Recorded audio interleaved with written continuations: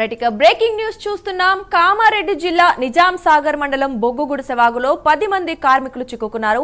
Water tank పైకి సహాయం కోసం ఎదురు చూపులు చూస్తున్నారు. ఇక బ్రిడ్జ్ నిర్మాణం కోసం పనిచేస్తున్న కార్మికులు జల దిగ్బంధంలో చిక్కుకొని ఆర్తనాదాలు చేస్తున్నారు.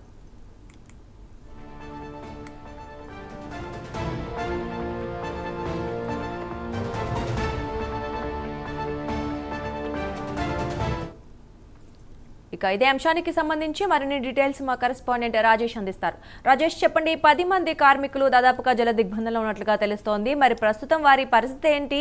మరి సహాయక బృందాలు అక్కడికి చేరుకున్నాయా?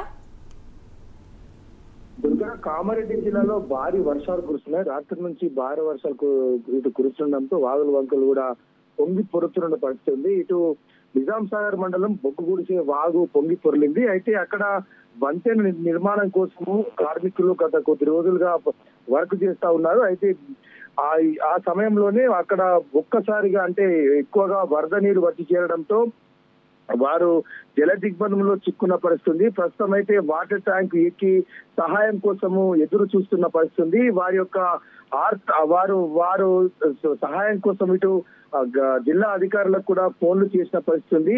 మరోవైపు ఇటు ఎల్లారెడ్డిలో భారీ వర్షం కురుస్తా ఉంది. తిమ్మాపూర్ గ్రామానికి చెందినటువంటి చెరువు కట్ట కూడా తెగిపోయి దాదాపు 500 ఎకరాలకు వాటర్ మొత్తము పూర్తిగా వచ్చిన పరిస్థితి. లోతట్టు ప్రాంతాలన్నీ జలమయమైన పరిస్థితి. ఎల్లారెడ్డి పట్టణంలో బీసీ కాలనీ కూడా ఇందులోకి నీరు వచ్చేన్న పరిస్థితి. మొత్తం ఇటు కామారెడ్డి జిల్లాలో అంటే నిజాం సాగర్ మండలంలో ఇప్పటికే 11 సెంటీమీటర్ల వర్షపాతం నమోదైంది. పిట్ల మండలంలో 12 సెంటీమీటర్ల వర్షపాతం నమోదైన పరిస్థితి.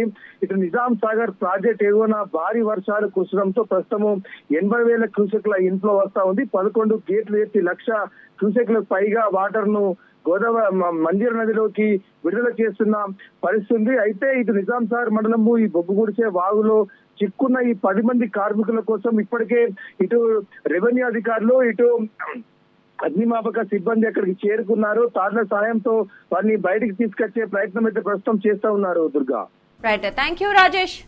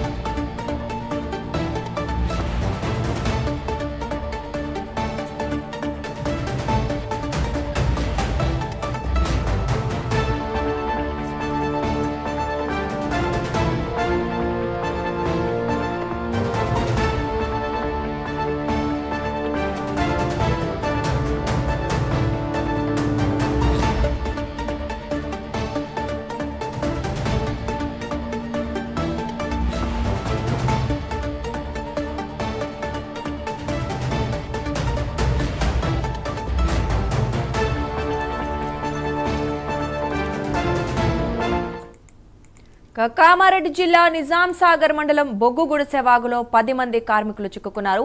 వాటర్ ట్యాంక్ పైకి సహాయం కోసం ఎదురుచూపులు చూస్తున్నారు.